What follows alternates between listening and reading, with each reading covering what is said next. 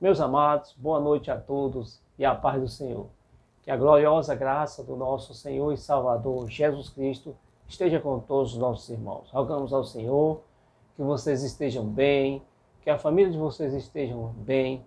Essa é as nossas orações.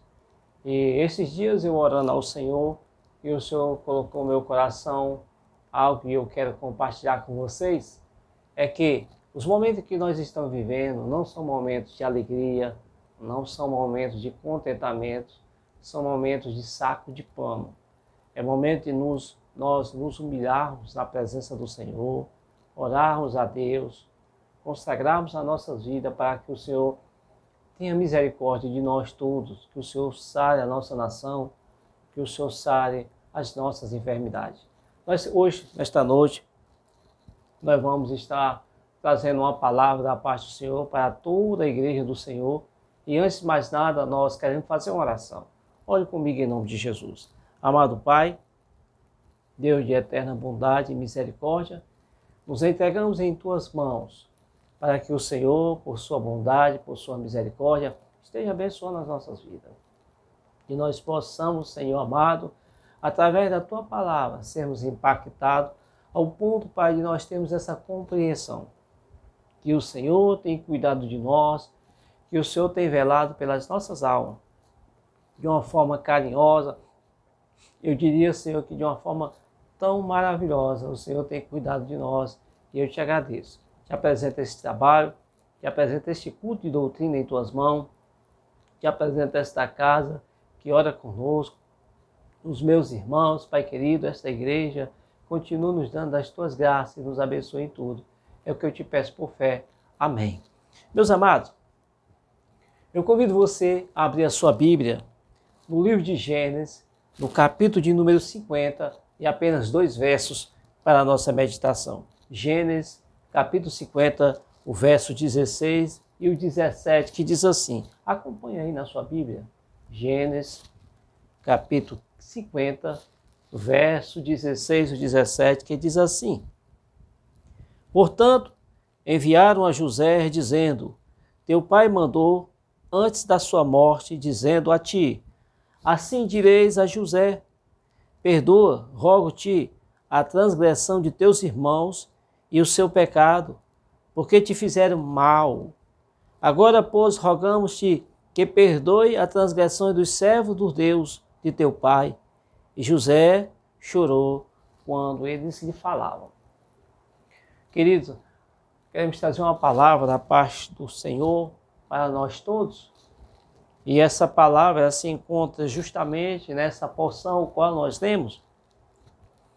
Pois José, todos nós conhecemos a história de José. José foi um sonhador. José foi um jovem cheio de sonhos, cheio de projetos. No entanto, os seus irmãos, com ódio, com inveja de José, jogam José dentro de uma cova e vende aos ismaelitas, uma espécie de pessoas, de mercadores, que compravam e vendiam escravos. José agora vai se deparar na casa de Potifar, onde José torna-se então administrador dos bens de Potifar. Mas José, por ser um homem que andava com Deus, tinha um contato com Deus, levanta então as perseguições contra o servo de Deus. José, ele é acometido de algo assim que muito entristeceu seu coração. José ele foi acusado pela mulher de Potifar de assédio sexual. Potifar agora joga José dentro da prisão. Lá na prisão, José torna-se então amigo do carcereiro, ao ponto de administrar a cadeia. Lá José encontra-se com 2 cidadãos que tinham sido jogados na prisão por Faraó. Entre eles o copeiro e o padeiro. E os 2 tiveram sonhos. E então conta para José os sonhos que eles tiveram. José, à luz da providência de Deus, eu diria que uma forma tão carinhosa que Deus tinha na vida de José então recebe de Deus a interpretação. E José fala então para aqueles 2 homens, sendo que o padeiro, o sonho que ele teve é que ele seria morto. Faraó ia pedir a cabeça do padeiro. Sendo que o copeiro, o sonho do copeiro era que o copeiro voltaria a servir Faraó. E assim foi feito. Mas José pede então ao copeiro que quando ele estivesse lá na casa do Faraó, que ele não esquecesse dele. E assim aconteceu. Dias passaram, o padeiro foi morto, o copeiro foi levado até os aposentos de Faraó para o servir novamente, como ele fazia antes. E certa noite, o Faraó tem um sonho, quando todos nós sabemos, aquele sonho que ele teve das vacas gordas, das vacas magras, e ele procura entre os seus sábios, seus eruditos, uma interpretação para aquele sonho, sendo que ninguém o revela. E o copeiro então lembra de José que estava lá na prisão. E o copeiro diz assim: olha, Faraó, quando eu estava na prisão, um certo homem que lá estava conosco, interpretou o meu sonho, interpretou do padeiro, sendo que ele disse que o padeiro morreria e eu voltaria a te servir. E então o Faraó manda chamar José ao chegar nos aposentos de Faraó, José pede a Deus a graça, o favor imerecido, e Deus então dá e José revela o sonho de Faraó. Faraó se sente tão agraciado por aquela ação de José, que coloca agora José como governador do Egito. Os dias se passaram. José começa a administrar aquela situação em que aquela nação passaria por alguns anos de sequidão, alguns anos de fome. José então administra. E agora os seus irmãos vão até o Egito para comprar cereal. Lá José se revela para eles. Depois José manda chamar o seu pai Jacó. Jacó vai para o Egito. José agora está feliz com a sua família. José se revela aos seus irmãos lhe pedem perdão, sendo que agora o patriarca Jacó morre. Quando Jacó morre, entra em cena agora esse texto sagrado que nós lemos. Jacó, antes de morrer, Jacó faz um pedido, ele manda que escrevesse aquele pedido dele. E quando ele morresse, levasse esse pedido até José. E esse pedido foi justamente esse, que José não maltratasse os seus irmãos, que José não vingasse aquilo que os seus irmãos tinham no passado feito com ele. E José se entristece, seu coração fica muito amargurado, a sua alma fica meio que distante do seu corpo. Pois José, é como se José disse assim: papai morreu com essa dúvida se eu tinha ou não tinha perdoado os meus irmãos, e é nisso que eu quero conversar com vocês, meus amados. O Senhor então me deu essa palavra e eu quero compartilhar com vocês com o tema: o que fazermos quando estamos com a nossa alma exausta? É uma pergunta. O que nós devemos fazer quando nós estamos com a nossa alma exausta? Perceba que José, ele ficou com a sua alma exausta. Ele ficou com a sua alma amargurada. Gênesis capítulo 50, versos 16 a 17. Quando a nossa alma, queridos, está cansada, isto é um sinal que nós estamos perdendo o nosso alinhamento com o nosso propósito. Lembrando que todos nós temos um propósito a ser construído aqui na terra. Isto leva tempo, isso é verdade. E muitos obstáculos nós precisamos enfrentar, muitas coisas nós precisamos enfrentar, muitas coisas ainda têm ao nosso encontro a serem conquistadas por nós. Mas há momentos que a nossa alma fica meio que aprisionada.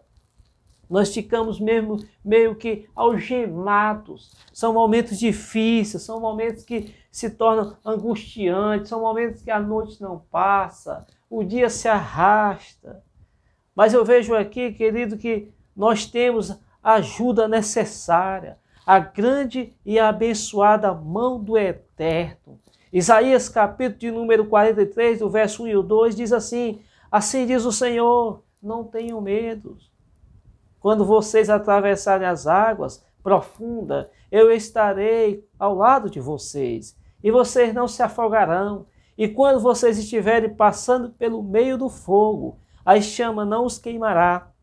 Veja, amados, que nós temos a grande e eterna proteção de Deus. E eu orando ao Senhor, o Senhor ministrou no meu coração que é justamente nestas horas que a nossa alma ela se torna exausta, ela se torna amargurada, onde nós acabamos nos tornando assim, aprisionados por coisas que nós já deveríamos ter pedido graça a Deus para que isso já tivesse sido contornado, mas isso faz parte do andar do cristão. É como se, como eu falei aqui agora há pouco na introdução, é como se as circunstâncias, parece que é como se elas quisessem tirar nós do alinhamento, daquilo que foi propositado por Deus para nós todos. Veja que José, ele era governador do Egito. José já estava em paz com Deus e com seus irmãos. Mas José agora ele entra eu diria que, numas dúvidas constantes no seu coração. Meu pai morreu achando que eu não tinha perdoado os meus irmãos. Como é que meu pai faz um negócio desse? Ele não era para... Eu não disse para ele que os meus irmãos estavam perdoados. Querido, o porquê então que a nossa alma constantemente entra em exaustão? Porque que a nossa alma constantemente ela entra no esgotamento mental, emocional, físico, quando a gente percebe que nada dá certo. As notícias que vêm ao nosso encontro são só notícias de perca, de derrota, de morte, é de luta, é de sofrimento, é de separação, é de isolamento. O que nós devemos fazer quando a nossa alma ela se encontra nesse estado? O que nós devemos fazer? E por que nós muitas das vezes perdemos de vista a nossa real missão aqui na Terra? Por quê? Sabe, querido, o que nós devemos fazer? Nós precisamos pegar a nossa alma que está exausta, cansada, triste, amargurada, chateada, desanimada, e pedir ao Senhor, Espírito Santo, que nos refresque, que nos dê um alívio, que sopre o nosso coração, trazendo para nós de volta uma alegria, um renovo em Deus, uma satisfação em Deus. Nós precisamos entender que todos nós temos um propósito aqui na terra e esse propósito ele tem que ser cumprido. E o inimigo, sabedor de todas as coisas, sabedor disso, ele vai tentar querer nos tirar isso. Ele vai tentar roubar isso de nós.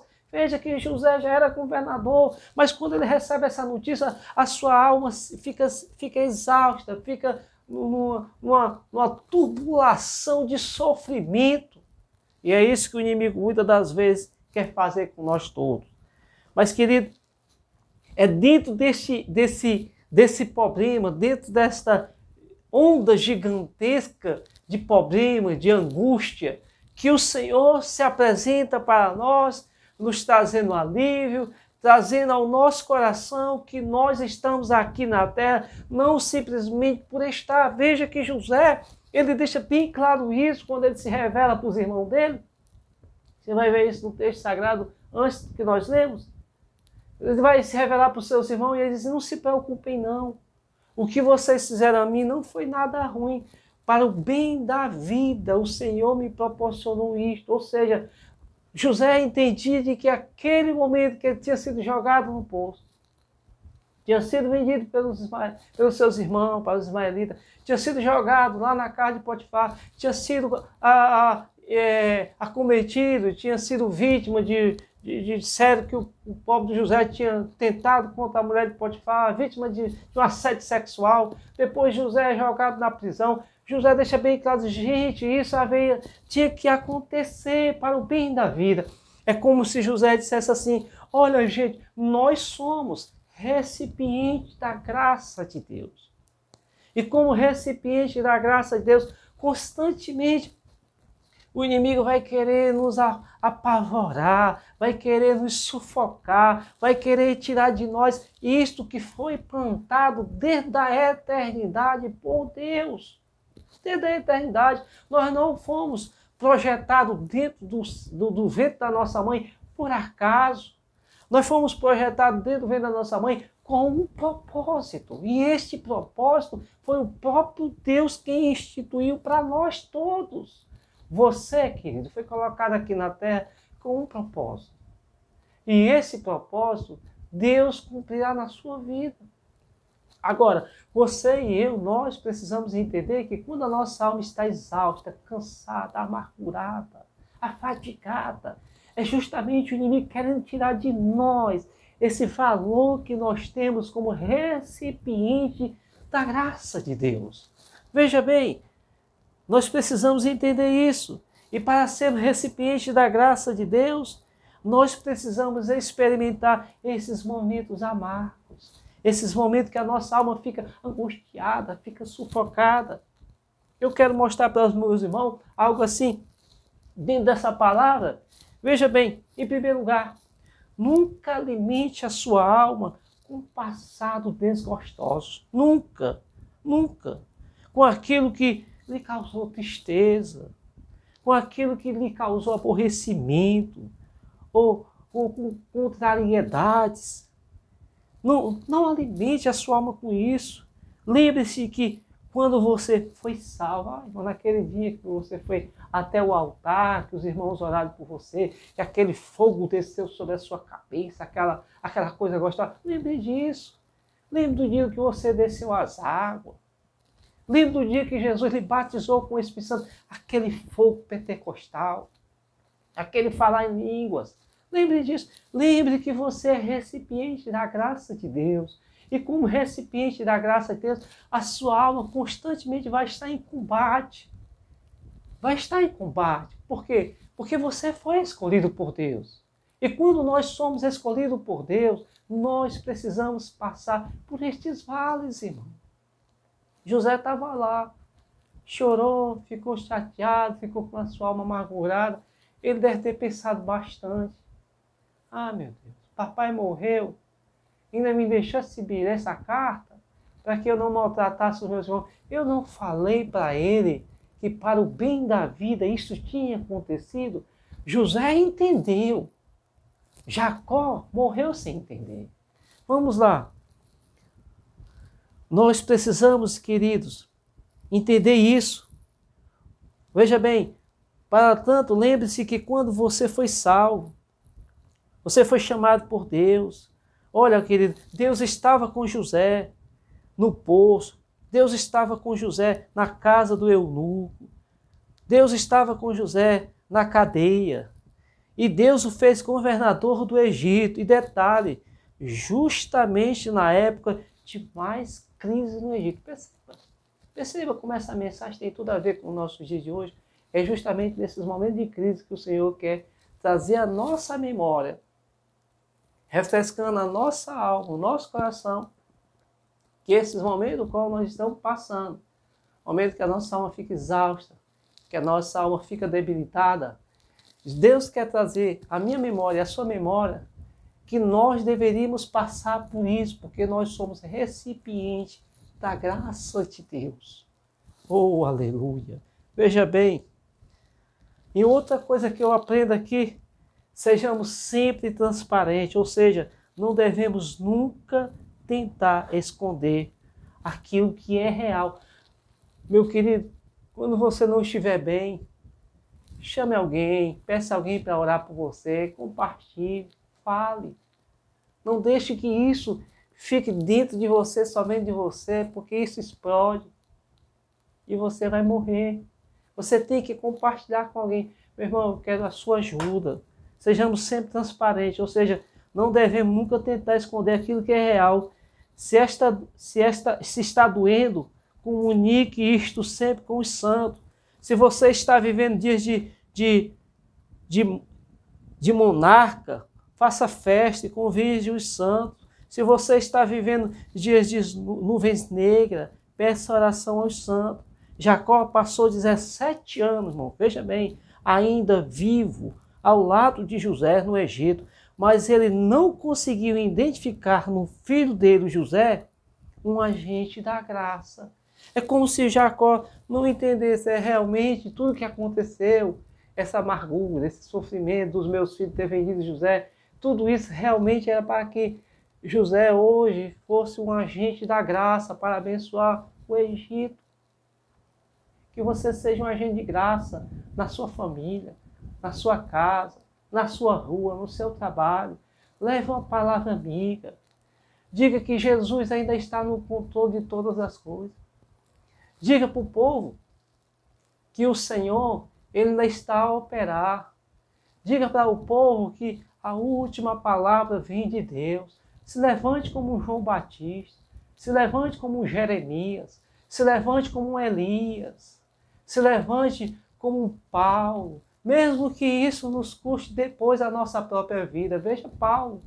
Paulo, pregador excelente, um homem de Deus. Um homem que teve uma transformação extraordinária. Mas Paulo, ele teve os seus dias, o final dos seus dias decapitado. Mas mesmo assim, Paulo não deixou de ser um recipiente da graça de Deus. Veja bem, não busque viver aquilo que você não é. Seja transparente. Quando o negócio estiver apertado, comunique a alguém, ore, clame, peça. Aqui Jacó, após a morte do seu pai, José chorou porque ele recebe esse comunicado. É como se ele dissesse, meu pai deveria ter me falado isto em vida. Jacó não foi transparente, viveu 17 anos ao lado de José. Ela para dizer, meu filho, me diga uma coisa, você perdoa mesmo seus irmãos? Eu posso dormir tranquilo? Sejamos transparentes. Como recipiente da graça, eu e você precisamos e devemos ser transparentes. Devemos em tudo demonstrar transparência, pois somos portadores da verdade, e a verdade ela deve ser transparente. E em terceiro lugar, procuremos focar nossa atenção em Cristo e em suas promessas. Deus, conhecedor de todas as coisas, sabia que passaríamos por provas gigantescas, sim ou não? Sim, ele sabia. E de que teríamos desejo de desistência. Quem nunca sentiu o desejo de voltar? Quem nunca sentiu o desejo de voltar para o Egito? Quem nunca sentiu a lembrança dos pepinos, das cebolas? Quem nunca teve? Mas precisamos, querido, lembrar que como recipiente da graça de Cristo, a nossa e a minha e a vossa atenção deve estar na própria graça, que é Cristo. Cristo falou isto para Paulo. Paulo estava chateado, Paulo estava amargurado. Paulo ele disse, Senhor, é como se como se fosse um espinho na carne, é como se o próprio Satanás desbofeteasse o meu rosto. E Paulo ele vai reclamar, vai murmurar, vai conversar com Jesus. E Jesus disse assim, Paulo, a minha graça te basta. Meu querido, nesses momentos de pandemia, nesses momentos de perda, nesses momentos de isolamento, a graça de Deus nos basta. Que nós não venhamos perder a graça de Deus. E que esta graça, ela possa invadir o nosso coração, nosso ser, e nos tornemos também recipientes da graça para levar para outros palavras de conforto, palavras de consolo. Amém?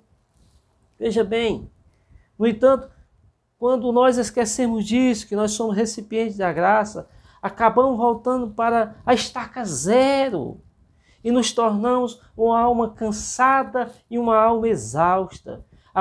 Eu preciso, querido, constantemente buscar um derramamento do Espírito Santo em minha vida, através da oração, através de bons livros, através de bons louvores, através da meditação da palavra, através de uma ligação. Eu preciso alimentar minha alma com coisa boa.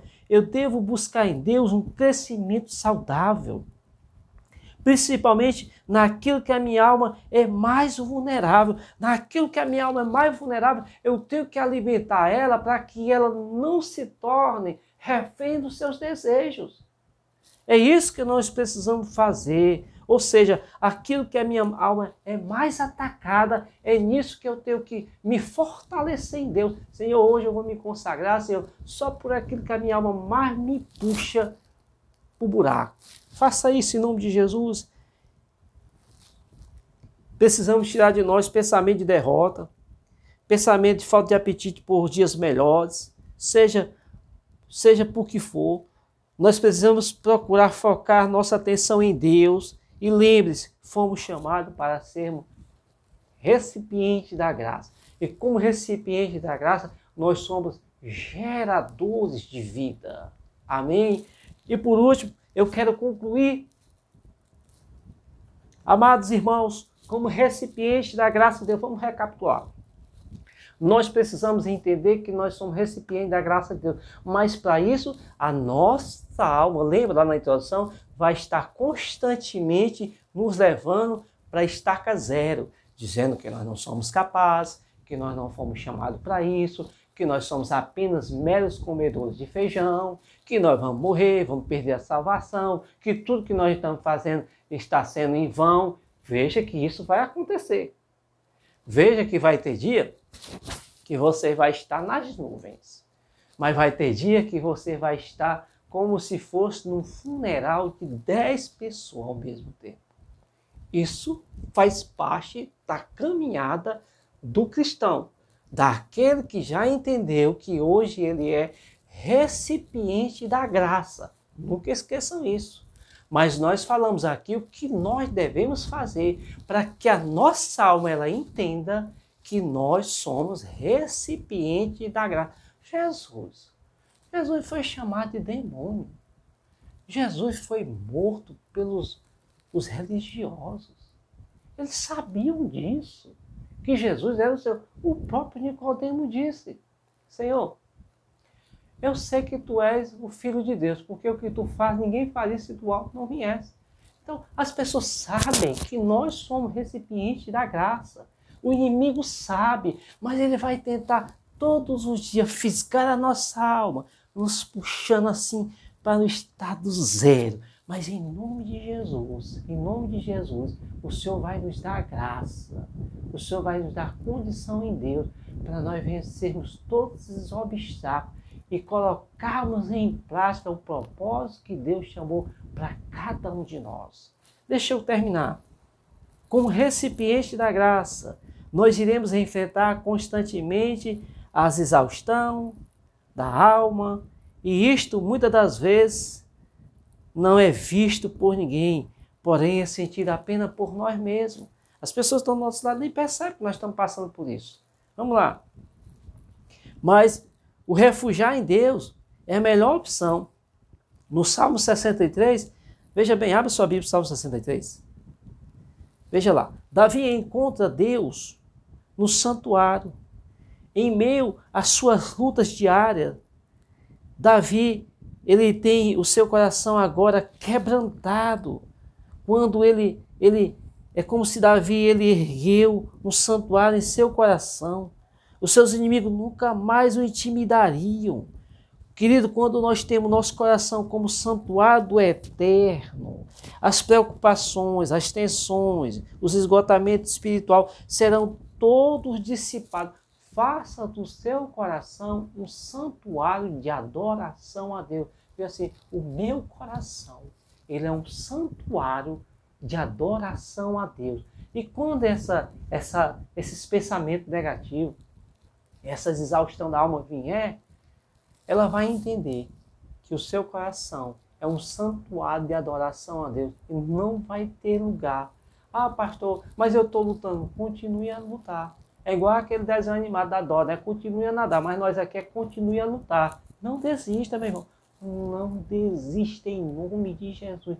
Não desista. Eu vou frisar para isso. Não desista. Mas, pastor, hoje a minha alma está lá no poço. Mas ela vai se erguer. Diga para ela que o seu coração agora é um santuário de adoração a Deus. Diga para ela que você é um recipiente da graça de Deus. E como recipiente da graça de Deus, a sua jornada ainda é longa.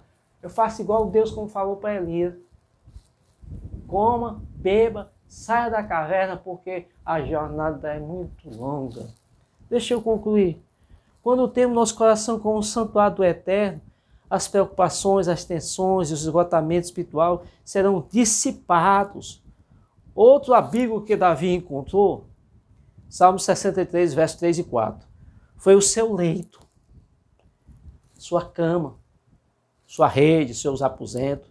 Veja bem, queridos, ao deitar-se, lembre-se dos grandes benefícios alcançados em Deus. Lembre-se do seu dia. Ah, mas esse dia foi tão bom. É verdade que tem dia que é um dia sufocante. Mas quando você se deita assim, muito obrigado, Senhor, porque eu venci mais um combate. Faça isso. Reacenda isto em seu coração e nunca deixe, querido, a exaustão lhe causar danos, pois você é um recipiente da graça. Diga assim comigo, eu sou um recipiente da graça. E como recipiente da graça, eu farei a partir de hoje do meu coração um santuário a Deus. Que Deus te abençoe. Que essa palavra possa ser uma palavra de Deus ao teu coração. Que ela realmente tenha tocado o teu coração e que você entenda que quando a sua alma está exausta, não é porque você não tem mais força, vai parar, vai pendurar a chuteira. Não, não faça isso. Ah, vou jogar toalha branca. Não faça isso. Entenda que são momentos que acontecem. Porque nós somos recipientes da graça. E para sermos recipientes da graça a todo vapor, nós precisamos passar por esses momentos. Mas eu tenho certeza de que, como todos os nossos irmãos que já passaram no passado foram vitoriosos em Deus, mas não deixaram de cumprir os seus propósitos, eu e você também nós venceremos. Amém? Eu quero orar por você agora. Amado Pai, Deus de eterna bondade, Senhor Jesus, te agradecemos por esta palavra, te agradecemos, Senhor, porque de uma forma tão carinhosa o Senhor tem cuidado de nós, tem falado aos nossos corações, quando muitas das vezes para a nossa alma está, Pai, como que aprisionada, acorrentada. É como se, além de ser acorrentada, né, é jogada dentro do profundo oceano, mas lá no profundo oceano, quando ela está acorrentada, o Senhor vai lá, nos dá uma injeção de ânimo e nos fala que a nossa trajetória ainda não terminou, temos muito a fazer. Entendendo isso, Pai, nós percebemos que nós somos recipientes da graça, quando muitos, Pai, precisam ouvir da minha boca que Jesus Cristo salva, que Jesus Cristo cura, que Jesus Cristo batiza, que Jesus Cristo batiza ainda com fogo e que em breve voltará. Eu preciso ter esse entendimento, e quando eu tenho esse entendimento, Pai, eu vou fazer do meu coração um santuário a Ti. Ah, Senhor! E fazendo isso, Pai querido, eu tenho certeza, Pai, que tudo será melhor. Que eu entenda isso, Pai, que nós entendamos isso. Eu sei, Pai, que mesmo assim, a minha alma, Pai, ela vai estar de vez por outra sendo afligida. Mas eu sei, Pai, que quando o Senhor está no controle de todas as coisas, o Senhor não vai deixar que eu pereça. Eu vou fazer do meu coração, do meu leito, dos meus aposentos, um lugar de adoração a Ti. Ah, minha alma, que você entenda que você foi chamada e foi capacitada por Deus para ser o recipiente da graça deste Deus. Minha alma, entenda isso. E tenho certeza de que, minha alma, nós faremos muito ainda para Deus. Porque esta é a vontade de Deus na nossa vida. Senhor, fica conosco, abençoa o teu povo, abençoa a tua igreja. É o que eu te peço por fé, em o teu nome, Jesus Cristo. Amém. Meus irmãos, só para encerrar, queremos mais uma vez agradecer aos irmãos por tudo. Continue orando por nós, estaremos orando por vocês. Os irmãos que querem dizimar ou ofertar, a gente colocou isso até no grupo. Os irmãos entrem em contato com a irmã Bia, que é a nossa arrecadadora. Ela de bom grado, juntamente com o Thales, pega a motinha e vai buscar o seu dízimo e a sua oferta. Não deixe de dizimar, não deixe de ofertar, porque todos nós sabemos, irmão, que a nossa igreja, ela vive de doação. E para tanto, nós precisamos dos dízimos dos irmãos que são ofertados com amor. Amém? Feche seus olhos. A graça do nosso Senhor e Salvador Jesus Cristo, o grande amor de Deus, nosso Pai, a comunhão e as consolações do Espírito Santo repousam sobre a nossa casa, hoje e sempre. Amém. Deus abençoe e um forte abraço.